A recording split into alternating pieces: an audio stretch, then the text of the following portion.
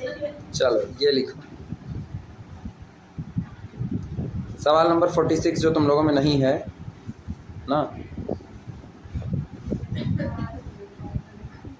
46 ये बगल वाला है। Prove that the set of all rational numbers of the form 3 to the power m into 6 to the power m where m and n are integer is a group under multiplication।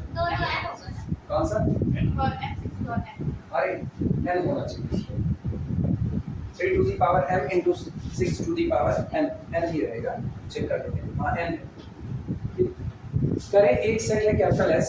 ध्यान देना structure क्या है। Structure ले रहे हैं capital S is the collection of element of the power 3 to the power m into 6 to the power n such that m comma n belong to the integer set z और operation ले रहे हैं multiplication. ये structure है।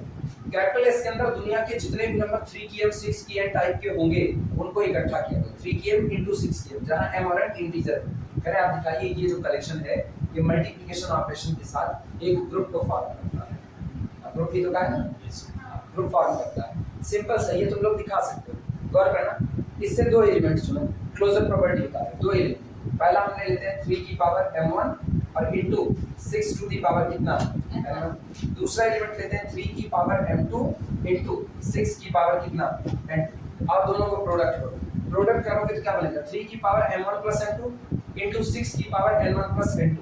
अभी बताना m1 integer m2 integer तो m1 plus m2 कितना इंटीजर। यानी प्रोडक्ट जो आ रहा है 3 की पावर m1 प्लस m2 में ये पावर क्या चढ़ी इंटीजर और इनटू 6 की पावर n1 प्लस n2 मतलब 6 की पावर भी क्या इंटीजर। क्लोजर प्रॉपर्टी वर्ड कर दी। ये तो हुआ क्लोजर की। एसोसिएटिविटी देखना एक लाइन में बता रहे करना तुम ही लोगों को पड़ेगा ना। न्यूमेरिकल अगर नोट होगा तो न्यूमेरिकल हटा देना। सेट तो है ही मेरे पास। लिख चुकी हूँ।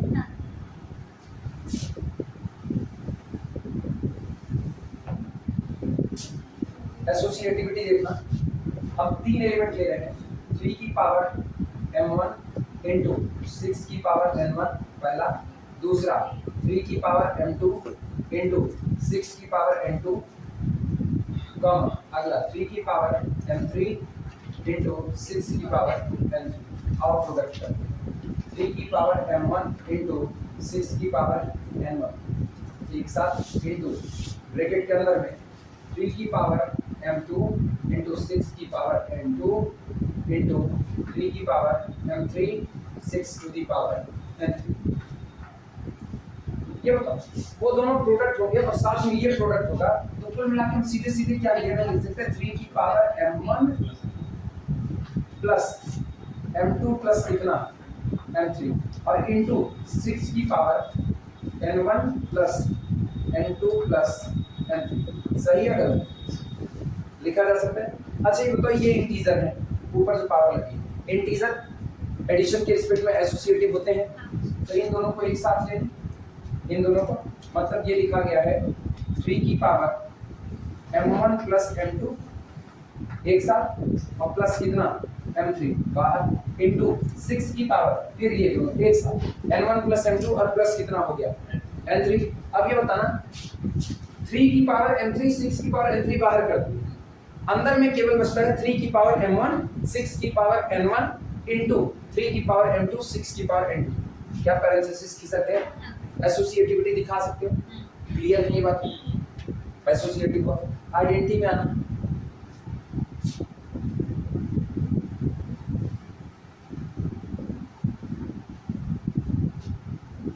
आइडेंटिटी सुनो।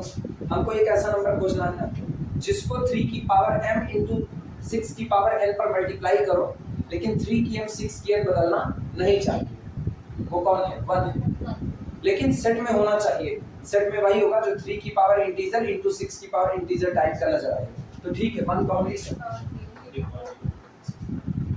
6 की पावर से लिखा जा सकता है। जरा प्रोडक्ट करो 3 की पावर m इनटू 6 की पावर n इनटू 3 की पावर 0 6 की पावर 0 क्या होगा 3 की पावर m प्लस 0 6 की पावर n प्लस 0 बराबर 3 की पावर m 6 की पावर n। सेम वही नंबर आया कि नहीं है। इसका मतलब मल्टीप्लिकेशन की आइडेंटिटी 1 है और 1 को आप 3 की पावर m 6 की पावर n में लिख सकते हो, इसलिए वो भी सेट में बिलोंग करेगा। क्लियर हुआ? अब हमको एक ऐसा एलिमेंट चाहिए जिसको 3 की पावर m इंटू 6 की पावर n में मल्टीप्लाई करो तो रिजल्ट आइडेंटिटी तैयार हो, यानी 3 की पावर 0 6 की 0। क्या हम इसी m और n इंटीजर है तो माइनस m माइनस n भी इंटीजर होगा, तो हम यहाँ मल्टीप्लाई करते हैं किसका 3 की पावर माइनस m 6 की पावर माइनस, और अब क्या 3 की 0 6 की 0 मिल जाएगा, मतलब इनवर्स भी होल्ड कर गया। 3 की m 6 की n का इनवर्स 3 की माइनस m 6 की माइनस n हो जाएगा। क्लियर? कम्यूट भी करेगा, कम्यूटेटिव होगा कि नहीं होगा? कम्यूटेटिव होगा। देखो 3 की पावर m 1 इंटू 6 की पावर n 1, प्रोडक्ट ले रहे हैं किसका 3 की पावर n 2 6 की पावर n, इसको आगे लाना है, इसको पीछे ले जाना है, तो क्या इसको 3 की पावर m1 प्लस m2 नहीं लिख सकते? क्या 6 की पावर n1 प्लस n2 नहीं होगा? और ये दोनों फ्लिप होगा कि नहीं? तो m2 plus m1 n2 plus n1, और फिर छिटका करके लिख दो, आगे हो गया m2 n2 और पीछे हो गया m1 m1, कम्यूट भी करेगा, तो कुल मिला के ये अबेलियन ग्रुप बनाएगा। क्या ये कर सकते हो खुद से? तो इसको सिस्टमैटिक तरीके से अपना तुम लोग लिख लेना, हम आगे आते हैं 47वें पर हो जाए। 47 लिखना, 47 क्या है? प्रूफ है, आपसे कीजिए if capital G is a group, अगर कैपिटल जी कोई दिया गया ग्रुप है विद द प्रॉपर्टी, और एक प्रॉपर्टी के साथ, प्रॉपर्टी क्या है? The square of every element is the identity. कह रहे हैं कैपिटल जी कोई ग्रुप है और इस प्रॉपर्टी के साथ है for all small x belong to the capital G x square बराबर कितना हो जाएगा? आइडेंटिटी। तो आप साबित कीजिए कि आपका दिया गया ग्रुप कन्फर्मली कैसा होगा। अब ये अच्छा, इसको ये स्क्वायर लिख दिया ना, स्क्वायर नहीं, इसको ऐसा देखो, ग्रुप इस प्रॉपर्टी के साथ है कि कोई भी एलिमेंट खुद के साथ ऑपरेट करके क्या जनरेट करता है? आइडेंटिटी, यानी every element itself own inverse. अगर किसी दिए गए ग्रुप में हर एलिमेंट इटसेल्फ ओन इनवर्स है तो आपका ग्रुप कन्फर्मली कैसा होगा? अभी इसी बात की गवाही है। इन अ ग्रुप कैपिटल जी, किसी दिए गए ग्रुप कैपिटल जी में if every member is itself own inverse then capital G is abelian. ये एक प्रॉपर्टी है, इसको घेरा मार लो, हमेशा याद रखना है। किसी भी ग्रुप में हर एलिमेंट इटसेल्फ ओन इनवर्स हुआ तो ग्रुप अबेलियन होगा। क्लीन फोर सब ग्रुप एक आता है जहां हर एलिमेंट इटसेल्फ ओन इनवर्स होता है, इसीलिए वो अबेलियन है। चलो इसका प्रूफ करना है। न्यूमेरिकल अगर नोट कर चुके तो हटा दें इसको। अब इसे प्रूफ करें।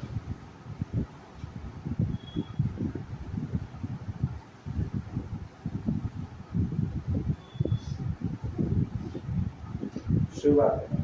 सबसे पहले कैपिटल जी एक ग्रुप बनाओ जिसमें ऐसे एलिमेंट को इकट्ठा कर दो कि for all x belong to the G x square is equal to identity. खुद कैपिटल जी ही इस प्रॉपर्टी के साथ है और बनाना है, लिखना let solution, let capital G is the collection of x such that x square is equal to identity is a group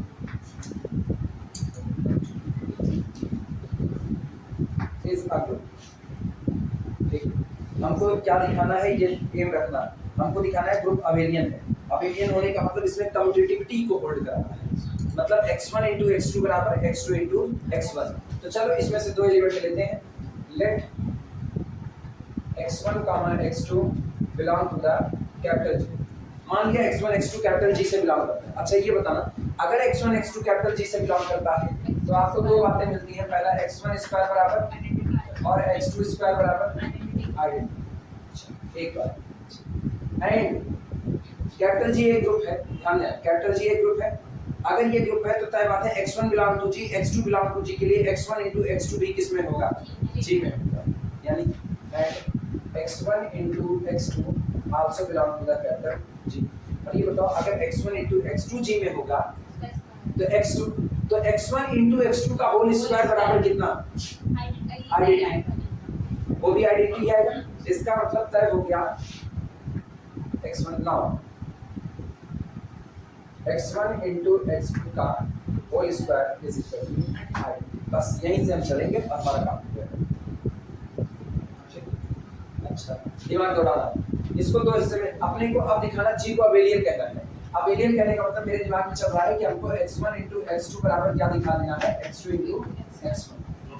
ठीक, ये दिखा दें, अगर ये दिखा दें तो मेरा काम हो जाएगा। ठीक, शुरुआत करते हैं। ध्यान देना, x1 into x2 into x1 into x2 सही है गलत? अच्छा, एक और बात चालाकी देखो, चालाकी है ना, इस आइडेंटिटी को क्या हम ई लिख सकते हैं कि नहीं?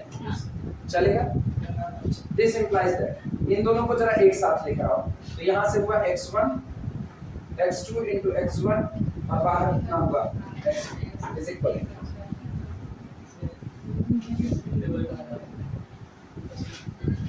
दिमाग चलाना फिर, इसको हम लिख रहे हैं x1 into x1 और इसको हम लिख रहे हैं x2 into x2 और ये दोनों हम कर दिए एक साथ। चलेगा? चलेगा ये? अब बताना लेफ्ट कैंसिलेशन और राइट कैंसिलेशन ला। उड़ा दिए? यही ना उड़ा, अगली लाइन में उड़ाना, बाय आरसीएल एंड एलसीएल यहाँ मत उड़ा। हाँ नहीं, तुम लोग यही उड़ा दो मेरी तरह।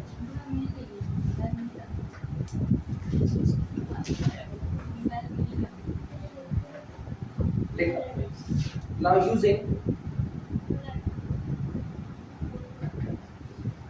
left cancellation law and right cancellation law, बोलो left cancellation law right cancellation law से अपने को मिलता है x2 into x1 बराबर x1 into x2 और ये तो गारंटी है कि मेरा ग्रुप कैसा होगा, अबेलियन होगा। Confirm?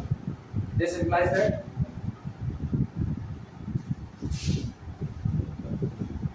this implies that capital G is abelian।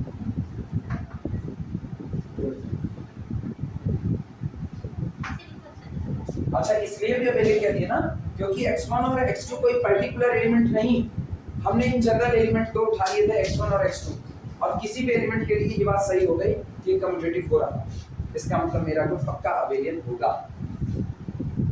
तो याद रखना, किसी भी ग्रुप में सारे एलिमेंट अगर इटसेल्फ नॉन इनवर्स हुए तो आपका ग्रुप अबेलियन रहेगा। नोट करो 48। अब तुम लोगों में जो भी रहा हो नंबर 46 था ना, कितना 46 वाला तुम लोगों में 8वें में ही है 48। Prove that the set of all 3x3 matrices with real entry of the form this. एक सेट बनाया गया है 3x3 की, हर वो मैट्रिक्स ली गई है जो दिखने में ऐसी, जहां ABC रियल है, 1 1 1 ये भी रियल है, 0 मतलब सारी एंट्री रियल है लेकिन दिखने में स्ट्रक्चर ऐसा डायगोनल पर 1 ऊपर कुछ नहीं, मतलब यूनिट अपर ट्रायंगुलर मैट्रिक्स कहा जाता है इसको। इसी को नीचे लिखते हैं, set of all 3x3 unit upper triangular matrices form a group. ये ग्रुप बनाता है with respect to usual matrix multiplication. Simple है प्रूफ करना, अभी दिखा रहे हैं जो हम कर रहे हैं। क्लोजर में ना हम बहुत कुछ लिखे हैं नहीं, हम एक लाइन लिखेंगे, unit upper triangular multiplied by unit upper triangular is again unit upper triangular, क्योंकि मेरे पास रूल है upper triangular multiplied by upper triangular is equal to again upper triangular, strictly upper triangular multiplied by strictly upper triangular again, और unit upper triangular multiplied by unit upper triangular again unit upper triangular, इसलिए closure hold करेगा। Note कर लो तो शुरुआत करें। क्या इसके कुछ और भी दिया है? वो हाइजेनबर्ग पता नहीं, वो बताए होंगे हाइजेनबर्ग वगैरह, वो सब हम नहीं लिखे, मेरे में भी दिया हुआ है। कहाँ गया, कौन सा है? मल्टीप्लाई करके क्लोजर वो खुद ही बता दिया है मल्टीप्लिकेशन किस तरीके से डिफाइन है। This group sometimes called the Heisenberg group after the Nobel Prize winning physicist Werner Heisenberg in the intimately related to the Heisenberg uncertainty principle of quantum physics। हाँ, ये केवल इंफॉर्मेशन है, इस मैट्रिक्स को हाइजेनबर्ग अनसर्टेनिटी प्रिंसिपल से जोड़ करके Heisenberg matrix कहा जाता है। अभी क्लियर हुआ? चलें प्रूफ करें, चलो देखो सॉल्यूशन। सॉल्यूशन सुनो, दो रास्ते हैं, या तो आप सीधे नियम याद रखो या तो सीधे नियम याद रखो, unit upper triangular multiplied by unit upper triangular is again unit upper triangular, चाहे सीधे से और चाहे फिर ऐसा काम करो, पहले एक सेट बना लो, let capital S is equal to collection of matrix of the type 1 A B 0 1 C 0 0 1 such that A B C belong to the real number set capital R. अब लिखना पहला closure property.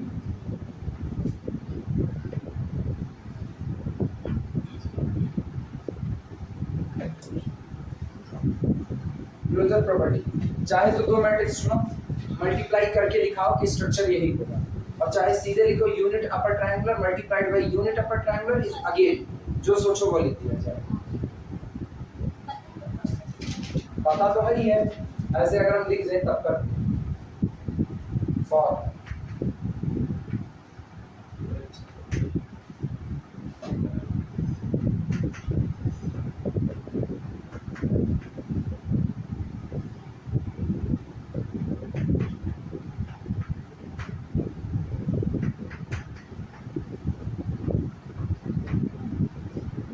Belong to the S dash, इसको हम कह रहे हैं थोड़ी देर के लिए कैपिटल ए और इसको कह रहे हैं capital B.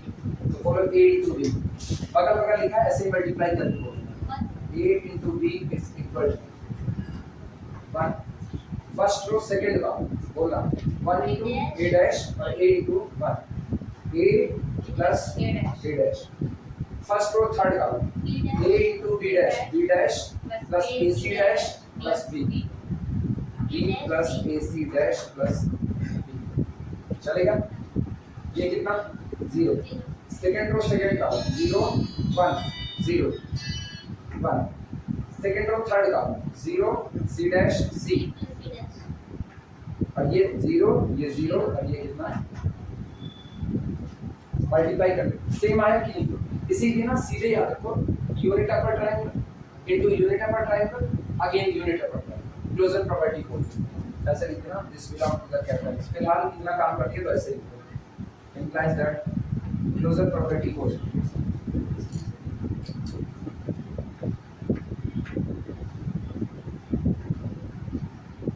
Closure property holds।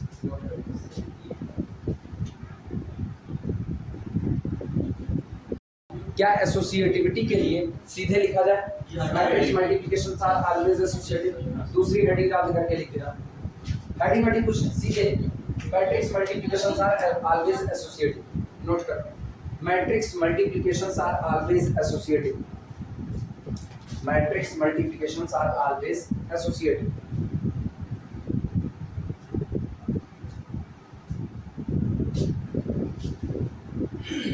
अगला कौन एग्जिस्टेंस ऑफ आइडेंटिटी, पता है ए बी सी की वैल्यू 0 कर दो, क्या आइडेंटिटी मैट्रिक्स बीच में बिलोंग कर रही है कि नहीं, लिख दो सीधे सीधे।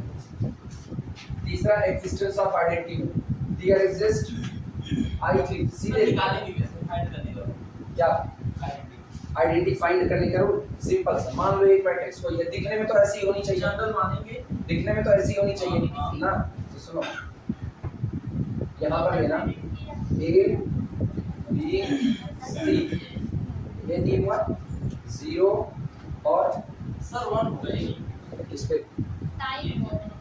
आइडेंटिटी निकालना है ना। अच्छा पूरे इसके अंदर में आइडेंटिटी, तुमको ये थोड़ी कहा है कि इसके अंदर में आइडेंटिटी है, अगर तुम ये करो आइडेंटिटी निकालेंगे कैसे, तो तुमको हर एलिमेंट को जनरल भरना पड़ेगा, हर एक एलिमेंट को जनरल भरना पड़ेगा, और उसके बाद कंडीशन होती है, तब ये भी नहीं करोगे। आप सुनो तब चेक करना पड़ेगा जो आ रहा बिलोंग कर रहा हूं नहीं कर रहा, तब ये करना पड़ेगा A1 A2 A3 B1 B2 B3 C1 C2 C3, ये कहो ये आइडेंटिटी है, और इसको उस पर मल्टीप्लाई करो 1 A B 0 1 C 0 0 1, ये मल्टीप्लाई करो, इक्वेशंस तैयार होंगी, इक्वेशन तैयार होंगी कैसे, ऐसे नहीं तैयार, इनको जब मल्टीप्लाई करोगे तो तुमको यहाँ पर मिलेगी एक मैट्रिक्स, एक तो ये बना, आपकी सुनना, दूसरा इनको इधर लेकर के आओ, लेफ्ट राइट दोनों इधर लेकर के आओ, हाँ लेफ्ट राइट दोनों, क्योंकि अब तो इक्वेशन बनाना है, अगर प्रॉपर तरीके से निकालना है फिर इनको इधर रखो,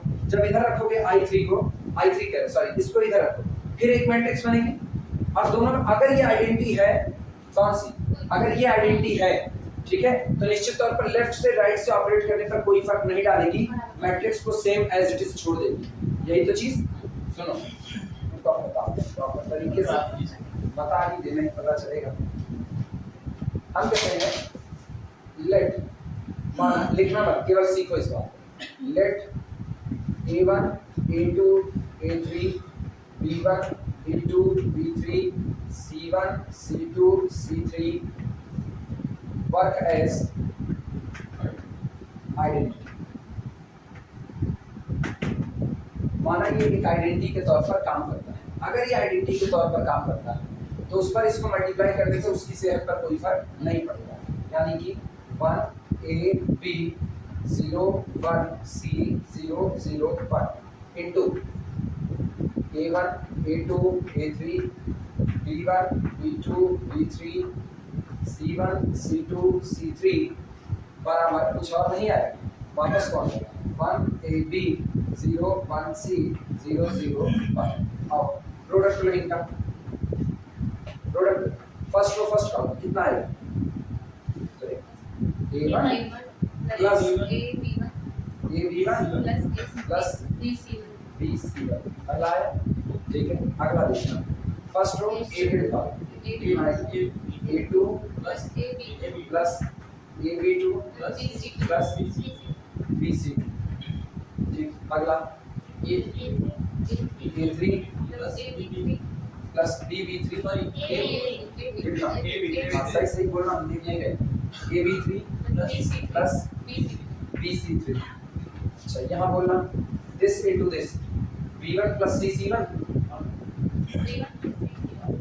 ये बनेगा this into this 0 B2 plus C2। अच्छा अगला B3 प्लस C3। अच्छा फिर अगला बोलना C1 this into this C1 this into this C2 और दिस इनटू दिस C3। बोलो क्या यही आएगा? क्या है? लेकिन अब ये और ये दोनों बराबर है, तय हो गया। अगर ये और ये बराबर है तो बोलो C1 बराबर, कंपेयर करो C2 बराबर, तय हो गया। अच्छा बोलो और C3 बराबर, अब दिमाग करो C3 इज इक्वल टू 1 है, C3 इज इक्वल टू 1 तो यहाँ क्या लिखा है C लिखा है। अब ये बोलना ये C है और ये भी C है, बराबर होना चाहिए दोनों की, नहीं होना चाहिए तो पक्की बात है B3 को क्या होना पड़ेगा 0, और कोई रास्ता है कि नहीं है। अच्छा आप यहीं भरते चलो, गौर करना C1 बराबर कितना आया, कंपेयर करा रहे हैं C2 बराबर कितना, C3 बराबर कितना, इतना हो गया। B3 बराबर यहाँ से कितना, इन दोनों के कंपैरिजन से आओ कहीं ना कहीं B2 का होगा, यहाँ आओ C2 बराबर 0। सुनो इनका और इनका कंपैरिजन है B2 plus C2 is equal to कितना, और C2 बराबर कितना है, तो ये खत्म, तो B2 बराबर 1, यहाँ B2 इज इक्वल टू आओ B1 निकालो, C1 बराबर 0 तो ये कितना हुआ 0, तो B1 बराबर कंपेयर करा रहे तो B1 बराबर भी कितना होगा। अब आना आओ A3 निकालो, बोलो C3 बराबर 1 तो यहाँ कितना है B। अब दिमाग लगाओ यहाँ B है, यहाँ भी कितना है B। पक्की बात है दोनों हिस्सा क्या बनना पड़ेगा 0, और ये दोनों 0 बनने का मतलब है A3 बराबर क्या रखो 0, B3 तो ऑलरेडी कितना है 0 आया है, तो इसका मतलब A3 बराबर कितना 0, बाय कंपैरिजन से A2 बराबर 0 और A1 बराबर। सर ये तो आप एक तरफ से मल्टीप्लाई दूसरी तरफ से तुम करोगे तब भी नहीं होगा, मतलब दोनों तरफ से चेक करना पड़ेगा। हाँ अगर प्रॉपर निकाल रहे हो तो दोनों तरफ से चेक करना होगा, ऐसे ही सेम टू सेम। अब आई बात समझ में, चेक करना पड़ेगा मिलान। हाँ नॉर्मली इतना मेहनत का काम थोड़ी पढ़ने के बाद तो समझ नहीं। बेसिक्स अब बीएससी वालों के लिए आप सीधे नहीं कह सकते, बीएससी वालों को बाकायदा करके दिखाओ तब ज्यादा बेहतर। अब आई बात समझ में, चले आगे। आइडेंटिटी निकालने की एक तरीका है, सारी शर्तें मानते जाओ, तुम्हारी शर्तों को मानते हुए हमको जो मिल रहा है वही मेरा आइडेंटिटी हो सकता है। तुम्हारी शर्तों को मान रहे हैं तभी हम आइडेंटिटी की प्रॉपर्टी को पूरा कर रहे हैं। ये लफू झन्ना मास्टर या इसे बीएससी के एक्स्ट्रा क्लास लेते हैं, उसके बाद कहते हैं हम चले जाओ।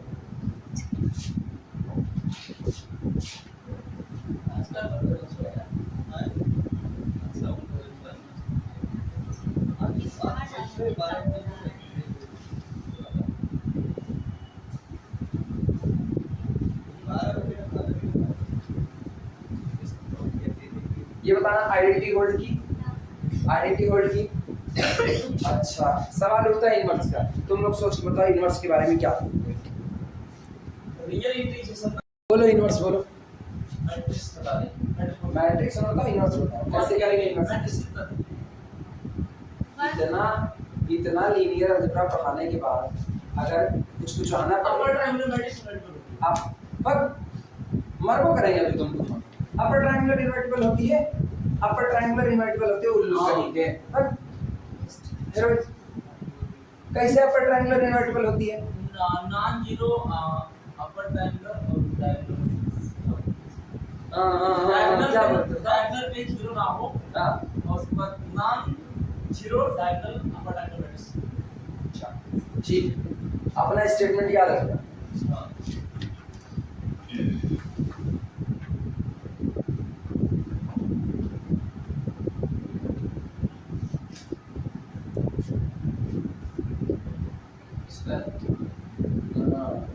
जब हॉर्न एंड जॉनसन पढ़ चुके हो तो आप अपर ट्रायंगुलर पे भाग के इनवर्टिबल मान ले, जोखिम ना ले। Upper triangular square non square दोनों कैटेगरी में जाते हैं। ये हॉर्न एंड जॉनसन भी लिखते हैं, आशा गौरीशंकर जी का भी लिखा हुआ है।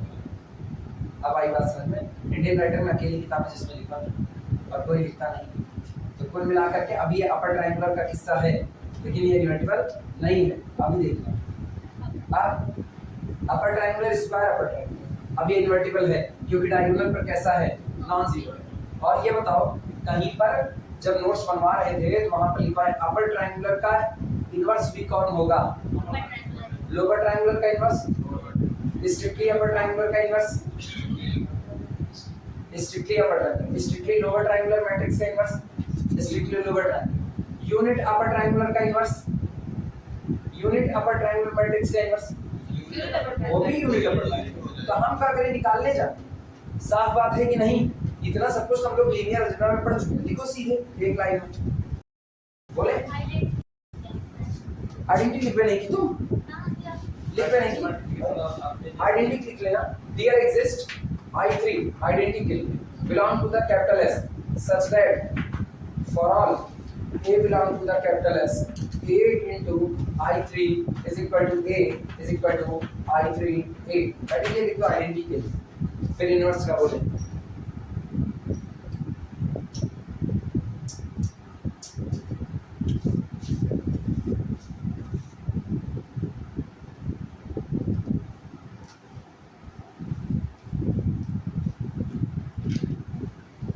इनवर्स का बोलना हो तो बताना। लैंग्वेज ये लैंग्वेज बोले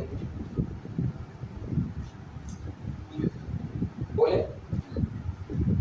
चौथे में लिखना है existence of inverse.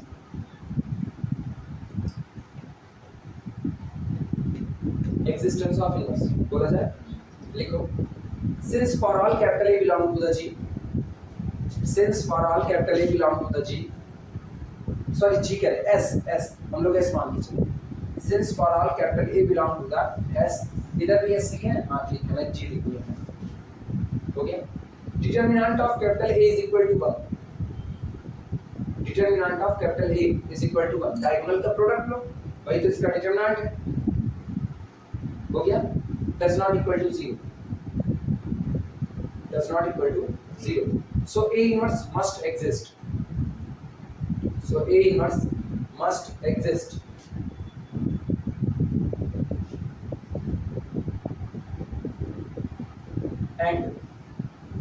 and inverse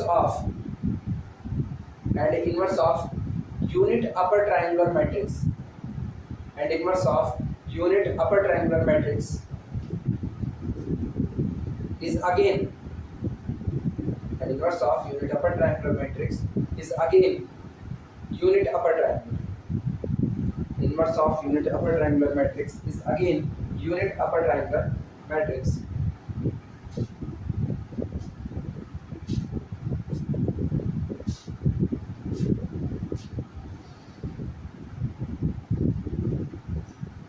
So A inverse belong to the capital S, so A inverse belong to the capital S, इसके मैट्रिक्स का इनवर्स भी उसी दिए गए सेट कैपिटल S में बिलोंग करता है। क्लियर हुआ? कम्यूटेटिव वैसे भी नहीं होगी, कम्यूटेटिविटी बोल्ड होगी। Matrix multiplications are associative but not commutative. ठीक, तो लिख देना आखिरी लाइन, therefore कैपिटल S with multiplication is a group. Capital F with multiplication is a group. Note करो 49 करें 50 तक हम लोग आ रहे हैं।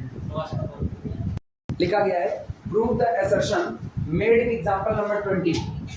प्रूव द assertion उस कथन को सिद्ध कीजिए मेड इन एग्जांपल नंबर 20 जो एग्जांपल नंबर 20 में दिया गया है that the set 1 2 3 up to 1 n-1 is a group under multiplication modulo n if and only if n is prime.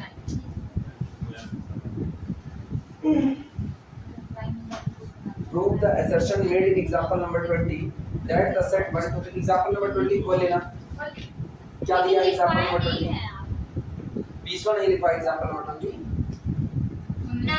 19 है उसके बाद थ्योरम नंबर 2.1 एग्जांपल नंबर 20 लिखा ही नहीं है हाँ अभी करवा दे रहे हैं एग्जांपल नंबर 20 जो है उसी को 19 करवा दिए ना हाँ वो जो था the set 1 2 3 up to 1 n-1 is a group under multiplication modulo n if and only if n is prime उसी को अब साबित करना है ये कह रहे हैं prove the assertion made in example number 20 और ये सामने लिखा है यही एग्जांपल नंबर 20 है ये सामने ये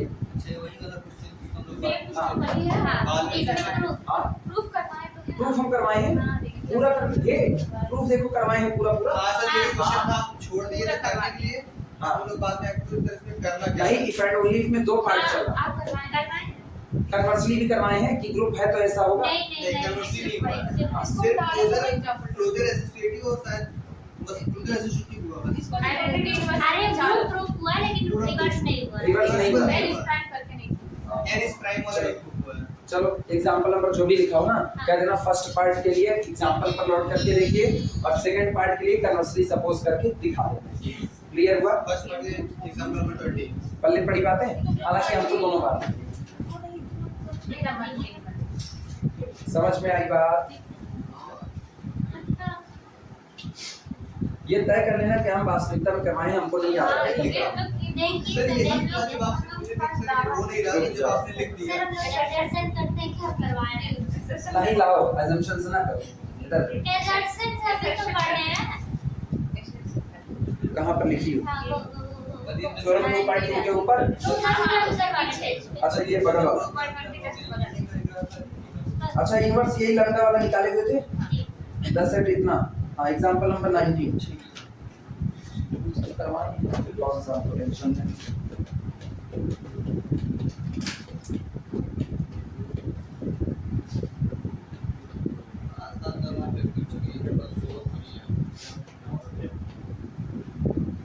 कम्युटेटिव दिखाए थे नहीं दिखाए नहीं दिखाए थे उसी के आगे कम्युटेटिव लिस्ट है कम्युटेटिव करेगा अबेलियन होगा ही अबेलियन होगा कम्युटेटिव दिखा सकते हो इसका आराम से चलो जरा प्रूफ किए हो तुम लोग प्रूफ किए तुम करवाओ सर ऐसा कुछ बात इसका आप किए थे क्लोजर करके छोड़ दिया एसोसिएटिविटी नहीं दिखा पा रहे आपने कॉपी में हम लोग किए हैं तो x1 x2 की यहाँ पे नहीं हो रहा था नेक्स्ट ईयर आया तो आप गाइड सॉल्व ये तो लोग किए नहीं थे आगे दूसरा आप कुल गाइड मिला के हम ग्रुप प्रूफ करवा दिए हैं अबेलियन नहीं करवाए अबेलियन नहीं ये अबेलियन भी होगा ये अबेलियन भी जैसे होगा क्लोजर वाला आप जो है वो हो गया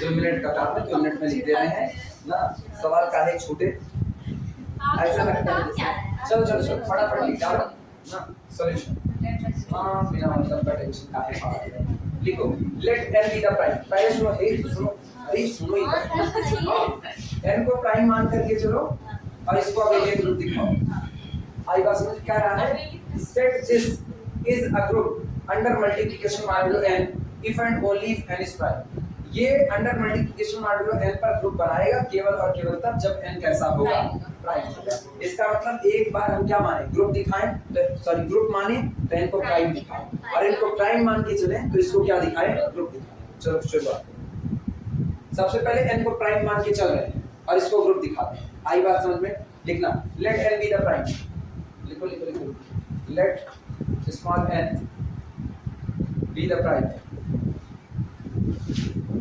इतनी देर फालतू का डिस्कशन होता है प्रूफ करनी है let small n be the prime. Now we prove that, अब हम सिद्ध करेंगे कि now we prove that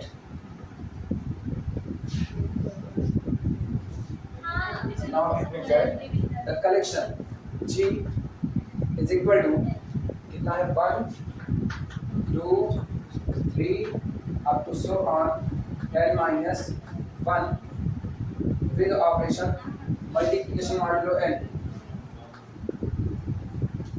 with operation multiplication modulo n is a group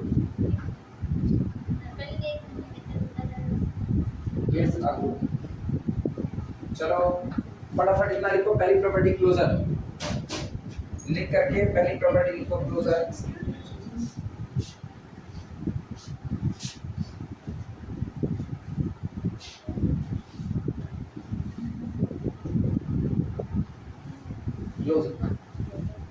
दो एलिमेंट लो G का कितना let A, B belong to the आवश्यक capital G।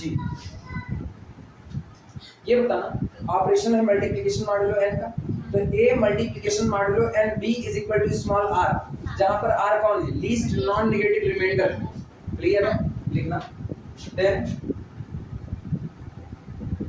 A multiplication modulo n B is equal to r और r को लिखना where r is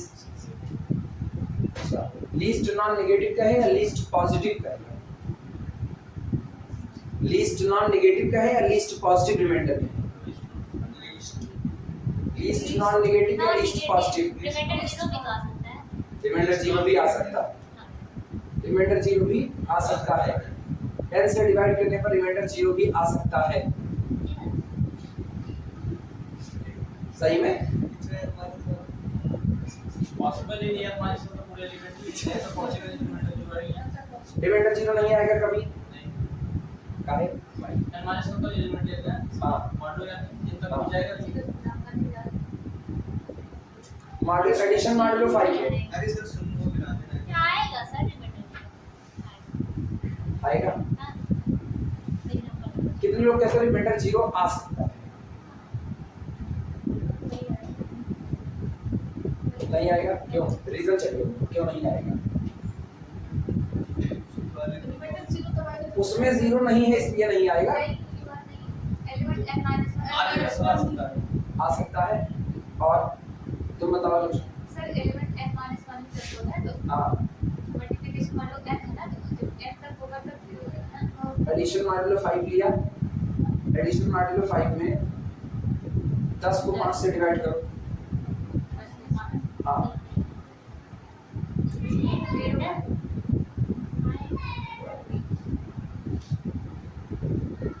अच्छा addition modulo 5 के addition modulo 5 का ऑपरेशन सेट में 1 है सेट में 4 दोनों सेट के अंदर है, 1 + 4 कितना होगा 5 डिवाइड करो कितना आएगा 0।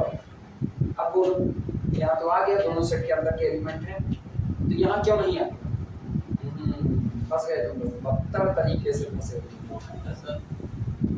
हम पूछ रहे हैं इसमें ये जो यहाँ पूरा ताम झाम लिखा गया इसमें रिमाइंडर जीरो आएगा, अगर रिमाइंडर जीरो आ गया तब तो फिर क्लोजर ही फेल, क्योंकि मेरे सेट में तो है ही, तो क्या इसमें जीरो आएगा रिमाइंडर प्राइम वाला है प्राइम स्टार्टिंग जो n इज प्राइम है सर यार वो प्राइम है अगर जीरो तब भी आ सकता है जब वो इवन होता है इवन नहीं n इटसेल्फ क्यों लेकिन वहां तक जाना ही नहीं n - 1 तक लेना है अब तुम वही अटके हो n itself काहे n itself हम कहते हैं एडिशन मॉड्यूलो 5 देखो ना, एडिशन मॉड्यूलो 5 में 1 है 4 है 5 तो नहीं है ना, लेकिन 4 जने 5 से डिवाइड होकर के 0, तो मल्टीप्लिकेशन मॉडल लेके चलेगा। अब तो बताओ हमको सही सलामत रीजन ना, हम तो उलझा इसीलिए रहे हैं, तुमको एडिशन का रास्ता दिखा रहे हैं, मल्टीप्लिकेशन होगी वहां पे डिस्प्ले आइडेंटिटी जीरो होती है, आइडेंटिटी से कोई वास्ता ही नहीं है। वीडियो रोक रहे हैं, सोचो बिना इसके सोचे हम नहीं बताएंगे, जवाब तुमको देना पड़ेगा, हम बता चुके बहुत पहले इसीलिए हम पूछ रहे हैं, नहीं तो हम कुछ भी ना करते। बस फिर तुम पगल आए n का इनवर्स नहीं एग्जिस्ट करेगा, तुम काहे इनके पीछे पड़े हो, ये ऑपरेशन अरे तुम इसके ये बार इसी n को ही डिवाइड करने लगे हैं। हमको इनको डिवाइड ही नहीं करना है महाराज, डिवाइड ही नहीं करना। मुझको बस एक काम सुनना है, सुनो क्या सुनना है। हमको सुनना है if a belong to the our set G, b belong to the our set G, then this n is never be the divisor of a into b।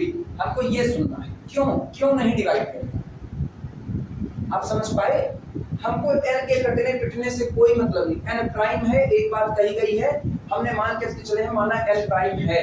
और हम जानते हैं कि जब आप किसी नंबर से किसी नंबर में डिवाइड कर रहे होते हो, भाई a into b कोई नंबर ही तो आएगा। आप इस नंबर से इस नंबर में डिवाइड करें, आपको होता है डिवाइड करने के दौरान रिमाइंडर क्या बच सकता है? 0, रिमाइंडर 1 बच सकता है, रिमाइंडर 2 बच सकता है, रिमाइंडर 3 बच सकता है। n से डिवाइड लगा लो, n से छोटा कुछ भी रिमाइंडर बच सकता है, मतलब n-1 तक रिमाइंडर बच सकता है। पर मुझको सुनना है रिमाइंडर 0 क्यों नहीं बच सकता, यहाँ पर क्यों नहीं बच सकता, यही सुनना है। क्यों रिमाइंडर हम यहीं से इतने तक में खोज रहे हैं? मेरा सेट इतना दिया गया है इसलिए नहीं, मेरा सेट इतना है इसलिए नहीं खोज रहे। हमको एक सही सलामत लॉजिक चाहिए। ऐसा क्यों होगा कि रिमाइंडर 0 नहीं बच सकता, 1 से लेके n-1 तक ही बचेगा। सब n से लेस जितने प्राइम होंगे, ये तो तुम्हारे वहीं पर n से लेस जितने प्राइम होंगे। काहे महाराज के 1 से लेकर के 2 में 2 खुद प्राइम है, 2 खुद प्राइम है, 3 प्राइम नहीं, 3 प्राइम है, 4 प्राइम नहीं, इसमें है सर।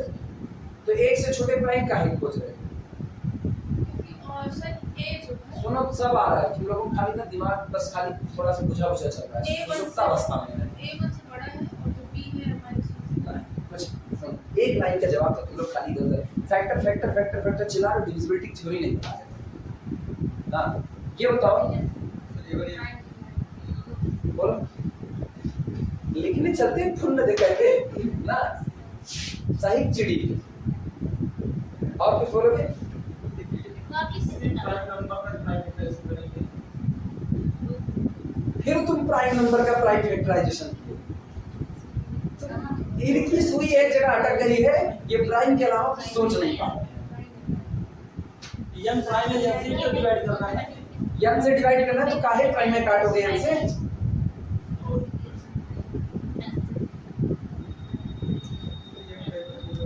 अपने से छोटे कोई भी प्राइम नंबर अपने से छोटे नंबर को डिवाइड थोड़ी करेगा। अपने से छोटे को नहीं करेगा, अपने से बड़े को कर सकता है, कर सकता है। अब ये बताना n-1 n से छोटा है कि नहीं, n-1 n से छोटा है कि नहीं, लेकिन इनका दोनों का प्रोडक्ट n से बड़ा होगा कि नहीं? कर दिया बड़ा, हो गया बड़ा। सर ये तभी अब तो डिवाइड करने आया, अब डिवाइड करने आया लोग, n is the divisor of this, लेकिन हमको कहना है n is not the divisor of this. क्यों? यही तो सुनना। A into B करने पे n आएगा नहीं, A into B करने पे n नहीं आएगा। क्यों नहीं आएगा? क्योंकि यही सर बताओ क्यों नहीं आएगा? क्योंकि सर ये जो ग्रुप है उसमें n-1 तक की एलिमेंट्स है। हाँ। तो n-1 जैसे मान लीजिए पहला और लास्ट कर रहे हैं डिवाइड, तो ये n-1 तक ही कर पाएंगे, इससे ज्यादा नहीं है n-1 सर जो हम A और B ले रहे हैं, भावनाएं बड़ी मतलब विभाग वो वाली सर जो हम लोग A और B ले रहे हैं, A B के अंदर डिवाइड हो मतलब एग्जैक्टली n नहीं एक सीधी सी लाइन, 1 से n-1 के बीच में कुछ नहीं, एक सीधी सी line, n is the prime, n is the prime, और मेरे सेट में पड़े हुए 1 से लेके n-1 तक के जितने नंबर है वो इस n से छोटे हैं। जब ये सारे के सारे लोग n से छोटे हैं और n एक प्राइम है, तो n इनमें से किसी के फैक्टर में शामिल नहीं होगा। n is not the factor of any numbers in the 1 to n-1। जो आपने n चुना हुआ है 1 से लेके n-1 तक के किसी के भी फैक्टर में n शामिल नहीं होगा। ये होगा? नहीं होगा। अब ये बताना, सुनो 3 को उठाया, 3 के फैक्टर में n शामिल नहीं है, n is not the divisor of 3। फिर अगला आप चल करके उठाते हो 15, 15 में n शामिल नहीं है, n is not the divisor of 15, it means n is not a factor of 15, n is not a factor of 3, n is not a factor of 15, it means n is not the factor of 3 into 15, वो उसका भी factor नहीं होगा। It means n is not the divisor of 3 into 15, और जब उसका divisor ही नहीं होगा तो रिमाइंडर क्या कभी 0 दे पाएगा? अब ये बताओ n से छोटा कहां तक ले रहे हो? n-1 तक, n-1 तक जितने नंबर आपको दिए गए हैं, एक दिया गया, क्या उसमें n शामिल होगा? क्या 1 के फैक्टर में n शामिल होगा? अरे मोहन दहीनत मामला। क्या 2 के फैक्टर में n शामिल होगा? n बड़ा नंबर है और अपने से छोटे नंबर के फैक्टर में वो शामिल होने वाला नहीं है। 3 के फैक्टर में n शामिल होगा? नहीं। 4 के फैक्टर में नहीं। ऊपर से n प्राइम है, लगे हाथ n प्राइम भी, और n-1 के भी फैक्टर में n शामिल नहीं होगा। इसका मतलब जब इनमें से किसी के फैक्टर में n शामिल नहीं है तो जिस दिन इनमें से किसी भी दो का प्रोडक्ट करोगे उस प्रोडक्ट में क्या n शामिल होगा? नहीं। और जब प्रोडक्ट में n शामिल नहीं होगा तो n is not the divisor of that product. आपको फैक्टर की थ्योरी सुननी है। हम ऑलरेडी बता चुके हैं कि अगर आपको किसी के घर का बंटवारा करना है तो उसके घर का हिस्सेदार बनना पड़ेगा। याद आया? जब तक डिवाइड करेगा नहीं, अभी कंफ्यूज हो, जब तक n पूरा काटेगा नहीं तब तक 0 देगा नहीं, और n को किसी को पूरा काटने के लिए उसके फैक्टर में शामिल होना पड़ेगा। n इनमें से किसी के फैक्टर में शामिल नहीं है, मतलब आप 3 का फैक्टराइजेशन करोगे उसमें n नहीं आएगा, आप 4 का फैक्टराइजेशन करोगे n नहीं आएगा, आप 5 का फैक्टराइजेशन करोगे n नहीं आएगा, आप n-1 का फैक्टराइजेशन करोगे n नहीं आएगा। किसी के फैक्टर में n शामिल नहीं होगा। और n प्राइम है, इस बात का ख्याल रखना, n प्राइम है तो इनका जिस दिन प्रोडक्ट करोगे क्या उस फैक्टर में n शामिल हो पाएगा? पॉसिबल। और जब उस फैक्टर में n शामिल नहीं होगा तो क्या n कभी इनके प्रोडक्ट को डिवाइड कर पाएगा? इनकार। और जब डिवाइड नहीं कर पाएगा तो क्या कभी रिमाइंडर 0 छोड़ेगा? तो इसका मतलब अपने को ना रिमाइंडर 0 मिलने वाला है ही नहीं, तो अपने को रिमाइंडर फिर मिलेगा क्या? आइदर 1 और 2 और 3 और n-1। सेट का ही मेंबर मिला कि नहीं मिला? आप समझे? यही मान रहे हैं इतनी देर से। हाँ, अब कहने का तरीका कैसा था? कहने का तरीका कम है से नहीं। हाँ, तो जब तक फैक्टर नहीं बोलोगे तब तक कम होने से नहीं मतलब है, कम होने से नहीं मतलब है, फैक्टर में शामिल है। तब तो उनके भावनाओं में बहे हुए आंसर हैं सारे, चाटम चबोरे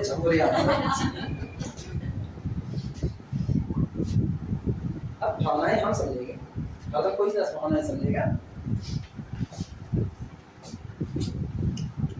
ऐसे यार फर्स्ट ईयर पढ़ा रहे तो एक लड़का लेट आया, उसका फिर कैसे लेट आ गए तुम लोग ना, ये है वो देश भर का, उसको पहले ज्ञान मान सुनाए, उसके बाद कह रहे हैं हम कभी आज तक लेट हुए? सही में कभी लेट नहीं हुए। तो हम क्या, हम कभी लेट नहीं हुए, हमको 6 बजे से पढ़ाने, कोई कहते हैं हम 6 बजे से पढ़ाएंगे हम लेट नहीं होंगे। थोड़ी देर बाद हम कह नहीं हम 6 बजे से नहीं पढ़ाएंगे, हमको एक्सरसाइज कर लेते हैं, भावनाओं में के बात कह गए हम कभी 6 बजे नहीं पढ़ाएंगे। ऐसे तुम लोग भावनाओं में करके फैक्टर की बातें नहीं कर रहे। देखो लैंग्वेज, हाँ ये लिखे कि नहीं लिखे, a multiplication modulo n b is equal to r। अब सुनना, यही गवाही है, आपको r बराबर 0 नहीं मिलेगा। अगर ये 0 मिलता ना तो हम लिखते where r is the non negative, लेकिन अब हम क्या लिखेंगे? r is confirmly positive. आगे लिखना where r is least positive remainder. आगे लिख देना where r is least positive remainder when ab divided by n। r is least positive remainder, r is least positive remainder when ab divided by n। हो गया? अच्छा, एक और रास्ता इसका है, r कभी 0 नहीं, यानी that is r is greater than r equal to 1 but less than r equal to n-1। एक और हो सकता है, कैसे? तुम लोग और एक चीज ध्यान दिए होते ना, तो ये भी होता है, मान लिया n is the divisor of a, मानो रिमाइंडर r बराबर 0 मिल गया। अगर रिमाइंडर r बराबर 0 मिला तो तय बात है n is the divisor of a भी पक्की बात है, लेकिन n तो प्राइम है, प्राइम कभी भी अपने से छोटे नंबर को डिवाइड नहीं कर पाता, तो इसका मतलब n is not the divisor of a, n is not the divisor of b। और जब ये बात लिखते हो n is the divisor of a b और n प्राइम है, तो इसका मतलब इन दोनों में से कम इसी एक को काटेंगे। याद करो, कॉन्फिडेंसी पढ़ाते हो, रिजल्ट करवाइए। If n is the prime and n is the divisor of AB, then either n is the divisor of A or n is the divisor of B or both। या तो दोनों को काटेंगे, तय हो गया। लेकिन आज की तारीख में अपने पास है A is less than n, B is also less than n, और n कौन है? n कौन है? प्राइम। तो अगर n is the divisor of AB हुआ तो either n is the divisor of A or n is the divisor of B, जो इसके प्राइम होने की वजह से नहीं पॉसिबल। कोई प्राइम नंबर अपने से छोटे किसी नंबर को काट पाएगा? सोच करके देखो, 3 प्राइम है, अपने से छोटे 1 और 2 को नहीं काट सकता है, ठीक है। 5 प्राइम है, अपने से छोटे नंबर को नहीं काट सकता है।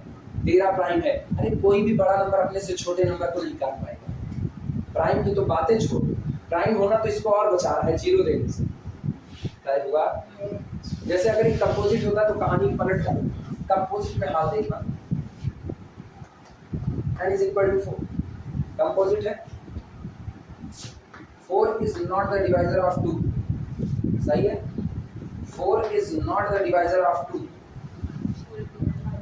But 4 is the divisor of 28।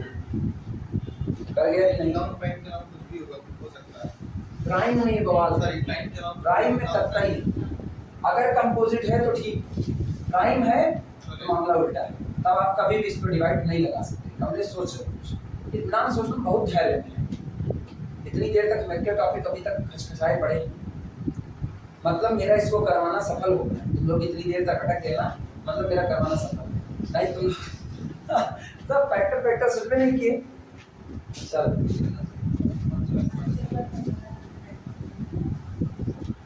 क्या करोगे, क्या लिखोगे? फैक्टर वाली बात लिखोगे या ऐसे दिखाओगे जैसे हम दिखाए अभी? नहीं ऐसे दिखा देते हैं, फिर याद करेंगे। फैक्टर फिर से याद करेंगे। हाँ लिखो, चलो फिर लिखो।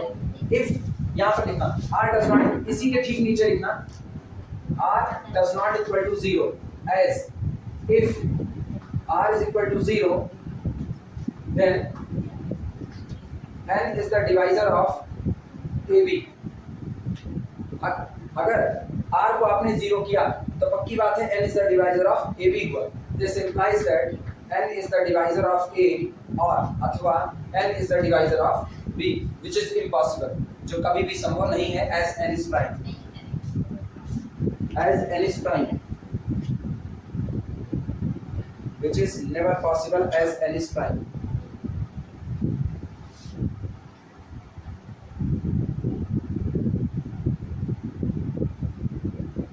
फैक्टर की कहानी बड़ी तगड़ी है, एक को फैक्टर इधर उधर किए ना तो गए काम। सेकेंड हेडिंग है एसोसिएटिविटी। सेकेंड एसोसिएटिविटी,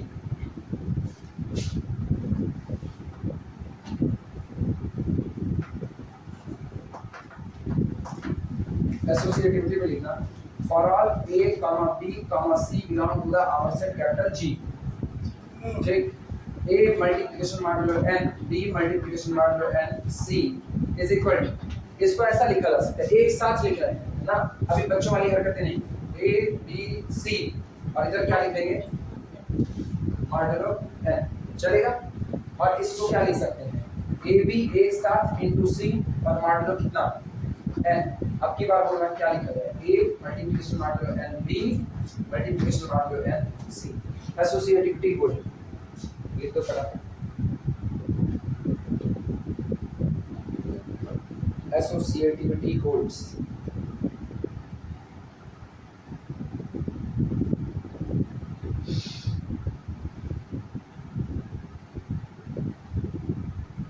अगला काम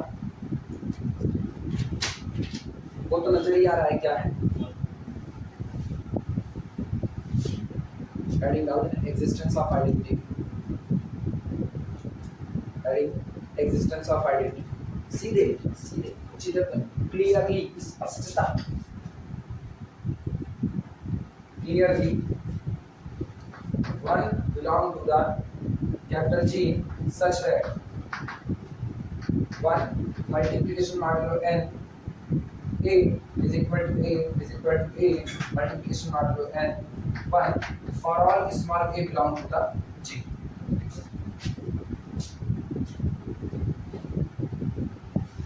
clearly one belong to the G, स्पष्ट है कि मेरे सेट G में वन बिलोंग करता है सच दैट जो ऐसा है one multiplication modulo a sorry one multiplication modulo n a is equal to again a is equal to a multiplication modulo n 1 for all belong to the G, implies that identity exists in G, identity 1 exists in G।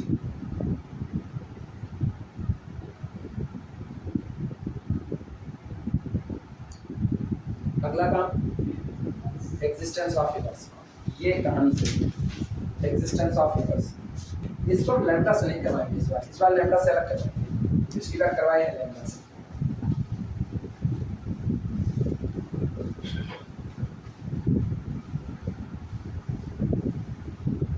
इस बार मुझको दिखाना है inverse exist करेगा और set में ही होगा, इस बार ये दिखाना है।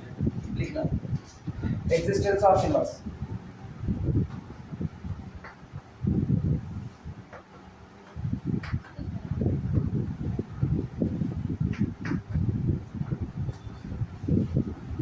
Existence of inverse.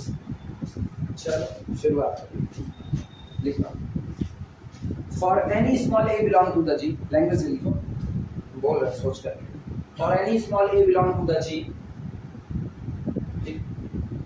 For any small a belong to the G, there exists y belong to the G. For any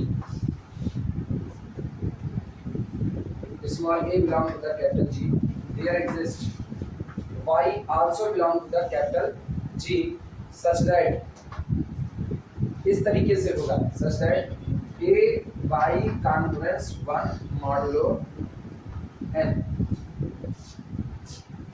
inverse का मतलब क्या होता है? दोनों एलिमेंट साथ में ऑपरेट करें और रिजल्ट में क्या देते हैं? आइडेंटिटी। देखो ए वाई कॉन्ग्रुएंस 1 मॉडुलो n। अब गौर करना, क्यों हमने y बिलोंग टू g सीधे लिख दिया? हम सीधे लिख सकते, तुम नहीं लिख सकते, बताओ क्यों लिख दिया? बताओ क्यों लिख दिया, सोच के जवाब दो।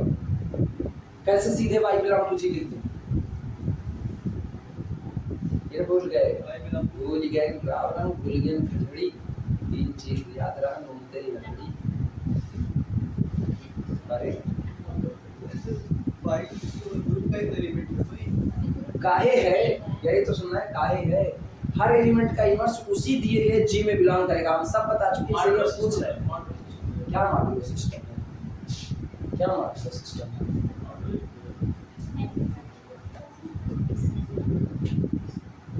ऐसी चीज लिखे ना कि इसके बाद कुछ मेरा कहना बनता नहीं है, पढ़ा चुके हैं। 1 का inverse n minus 1 there to 1 का इनवर्स n minus 1, अच्छा अच्छा, सर ये आप बताएं कि वो a g में बिलोंग करेगा अगर और s बिलोंग करेगा, आपने लिखा है ax कॉन्स्टेंट और मॉड्यूलो और gcd of a n equal. हाँ ये कहाँ, ये बताओ क्या ये एक इक्वेशन लिखा गया है कि नहीं? अपने को a का क्या खोजना है? इनवर्स। y लिखे हैं महाराज, वेरिएबल है, a का इनवर्स कौन है? y। ये उसी दिन हो सकता है, इस इक्वेशन का सॉल्यूशन केवल और केवल तब हो सकता है, ध्यान देना, इस इक्वेशन का सॉल्यूशन केवल और केवल तब हो सकता है जब GCD of a and n is equal to कितना बैठे, तभी तो होगा सॉल्यूशन। अब ये बताना a कहाँ का मेंबर है? g के मेंबर 1 से लेके कहाँ तक है? और ये कौन है? अपने से छोटी संख्या के साथ अपने, और ये प्राइम है, अपने से छोटी संख्या के साथ किसी प्राइम नंबर का जीसीडी हमेशा कितना होगा? 1। तो इसका पक्का सॉल्यूशन आएगा कि नहीं? और आएगा तो सॉल्यूशन कहाँ गया? अब आई बात समझ में, लिखना लैंग्वेज लिखो, लैंग्वेज लिखो, नहीं सब भूले रहोगे, उनको लिखाना पड़ता है। लिखना this equation has solution, this equation has solution only when, this equation has solution only when GCD of a comma n is equal to 1. This equation has solution only when GCD of a comma n is equal to 1. लिखना since n is co-prime, तो since n is co-prime, since n is co-prime, since n is co-prime, since n is co-prime with every integer in capital G, ये since n is co-prime with every integer in capital G, ये जो n आया ना, ये capital G में belong करने वाले हर एक इंटीजर के साथ कैसा है? को-प्राइम, इसीलिए सॉल्यूशन भी इनमें से कोई एक बनेगा। क्लियर हुआ? लिखना this integer is co-prime with every integer, this n is co-prime with every integer in capital G, so equation has a solution in capital G, so equation has a solution in capital G, that is इस equation का solution कौन होगा? y ही तो y belong to capital G, ऊपर भी लिखे नीचे फिर से लिखिए, so y belong to capital G, that is what लिखा गया since n is co-prime with every integer in capital G, और फिर आगे so equation has a solution in G, that is y belong to G, that is y belong to G. So inverse of every member. So inverse of every member of G. So inverse of every member of G clearly in G. Inverse of every member of G clearly in G. G के हर member का inverse भी किसमें होगा? G. आगे reading commutativity या variant बनाएगा commutativity. Commutativity में लिखना for all a comma b belong to the capital G, a multiplication modulo nb can be written as ab modulo n. और इसको पलट करके लिख सकते हैं कितना? ba modulo n. और फिर से ओपन करो. This is equal to b multiplication modulo n. Okay, दिया गया सेट एक अबेलियन ग्रुप फॉर्म में दिया है. G with multiplication modulo n is an abelian group. पानी पी करके मिलो तो कर्व सॉल्व होता है. अब की बार हम इसको ग्रुप मान करके n को प्राइम करते हैं. जाओ पानी पी करके आओ.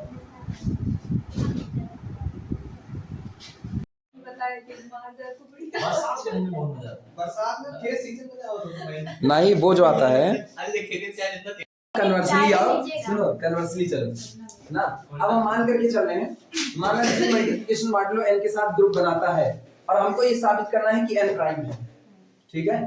अब की मान रहे माना ये ग्रुप है, साबित ये करना है कि n अपना कौन होगा? प्राइम. उल्टा माना पॉसिबल हो तो n प्राइम नहीं, उल्टा लेकर के चलेंगे.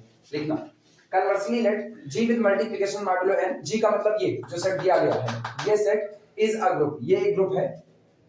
और लिखना बट इफ पॉसिबल, लेकिन अगर संभव है, बट इफ पॉसिबल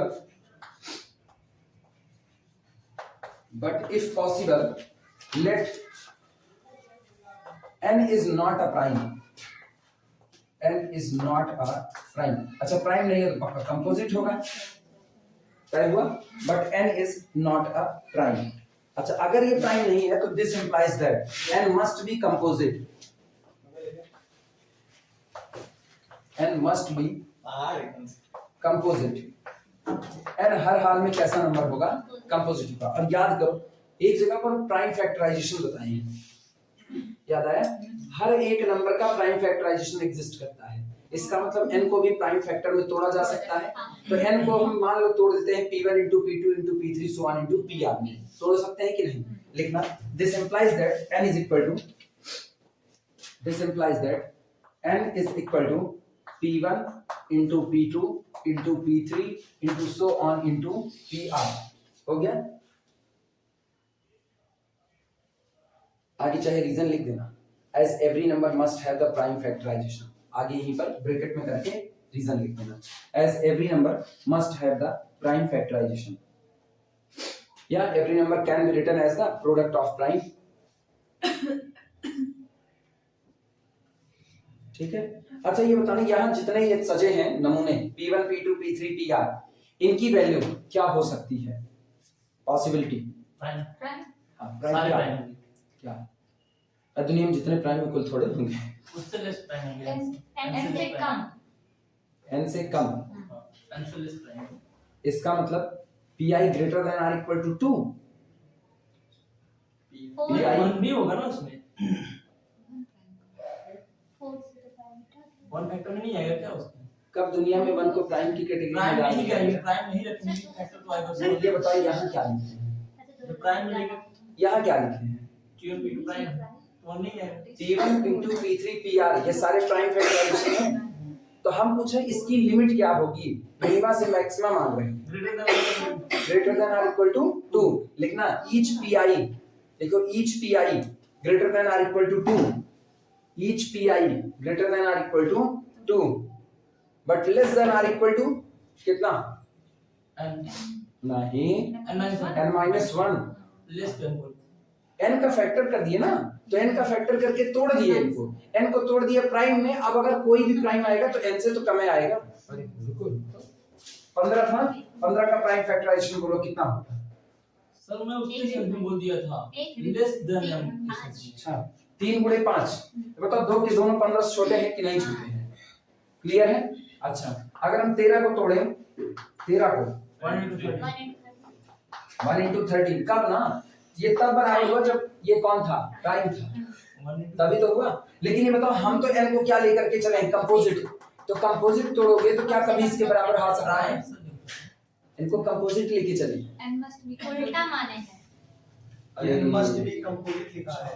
जूता पोछने के चक्कर में, सोल देख रहे हैं अभी तक। सोले देखने के चक्कर में ये भैया प्राइम लेके आप इसको नहीं, इसको ग्रुप मान चुके हैं। अब ये साबित करना है कि n प्राइम होगा, उल्टा मान लिए, माना n कंपोजिट है, प्राइम दिखाने की कोशिश करेंगे। हाँ, but if possible let n is not a prime, अगर संभव है तो मान लिया n प्राइम नहीं, फिर भी एक ग्रुप बनाता है, तो हमने क्या कह दिया, n मस्ट भी क्या होगा, कंपोजिट, और हर कंपोजिट नंबर का आप प्राइम फैक्टराइजेशन कर सकते हो, तो तोड़ दिया p1 into p2 into p3 into pr में। अब ये सारे लोग प्राइम है, प्राइम की शुरुआत 2 से होती है, तो these pi less greater than or equal to 2, यानी हर एक pi जो आपका होगा वो ग्रेटर देन और इक्वल टू कितना, 2, बट लेस देन और इक्वल टू n minus 1, लिखो लेस देन और इक्वल टू n minus 1।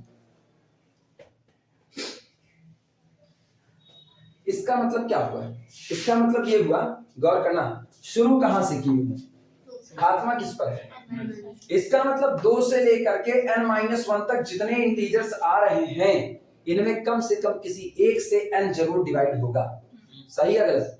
क्योंकि आपने n का ही तो फैक्टर सोचो, हम pi को ही तो बांध रहे हैं, pi को हम बोल रहे हैं ये n का प्राइम फैक्टर कर दिया, अब p1 भी शामिल है इनके फैक्टर में, p1 is the divisor of n, p2 is also the divisor of n, p3 is also the divisor of n, pr is also the divisor of n, हाँ है ना, सभी n को काटेंगे, और आप कह रहे हो कि जितने भी pi हैं वो ग्रेटर देन और इक्वल टू 2 होंगे, लेकिन लेस देन और इक्वल टू n-1 होंगे, मतलब 2 से n-1 तक जो लोग आ रहे हैं वो लोग n को काट सकते हैं कि नहीं, कम से कम कोई एक तो पक्का काटेगा ही काटेगा, इसी बात को लिखना।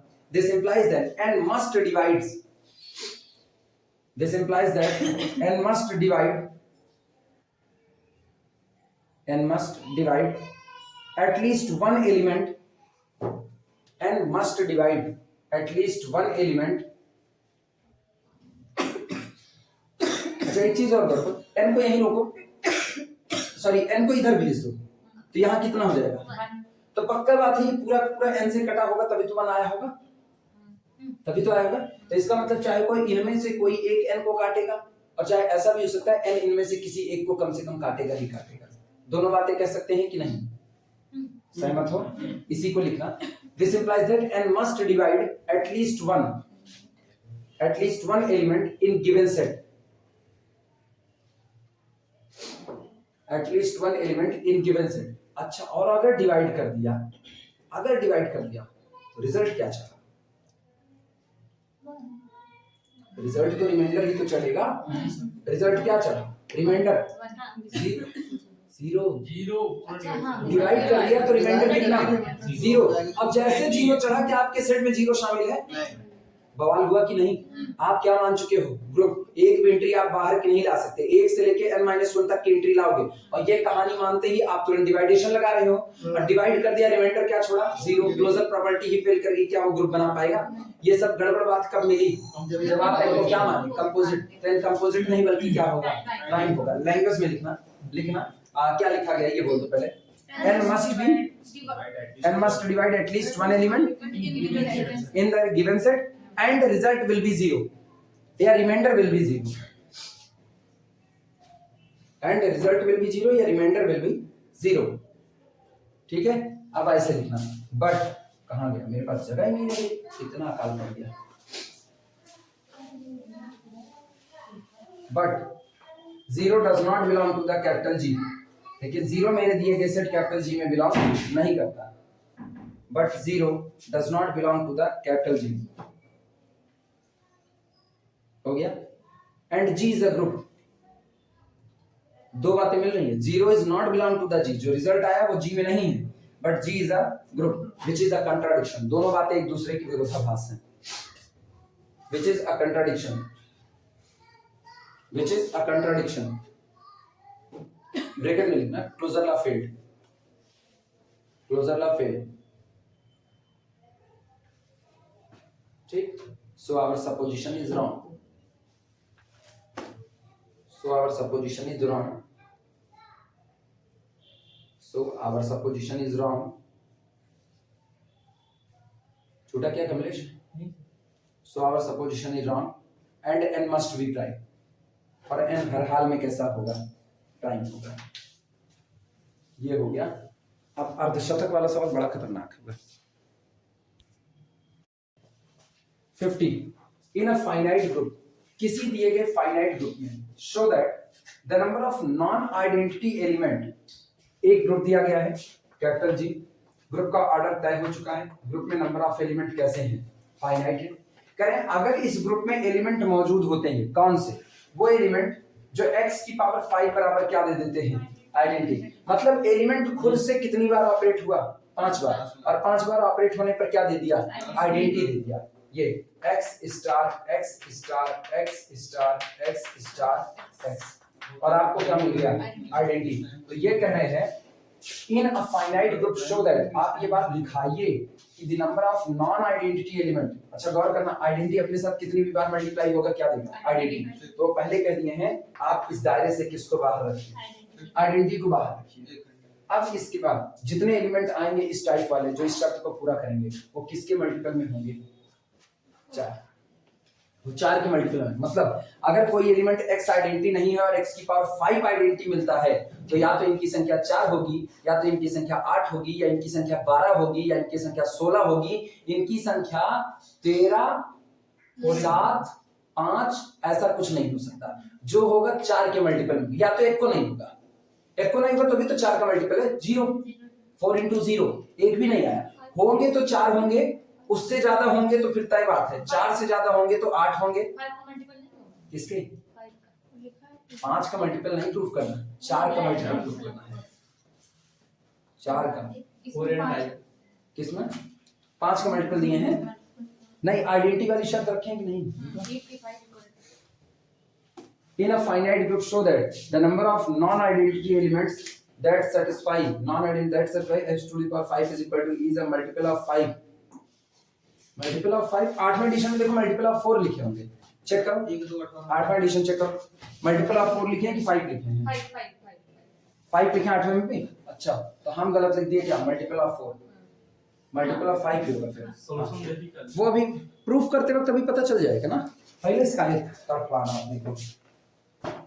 अभी फिलहाल चलो 5 लिख देते हैं. Multiple of 5. हम 4 कैसे लिखे? सोचने वाली बात है. किताब तो मेरी भी 8वां एडिशन ही है. किताब मेरी भी 8वां एडिशन है. स्पेशल ऑर्डर देके छपाए थे ना मिस, इसलिए हो सकता है गड़बड़ी हो गई हो. जानते हो सब स्पेशल आदमी की किताब छपती है तो लोगों को डर रहता है एक को मिस्टेक. ऐसे अपना भाव बनाना. रुक जाओ, कहता है 50 है ना? 50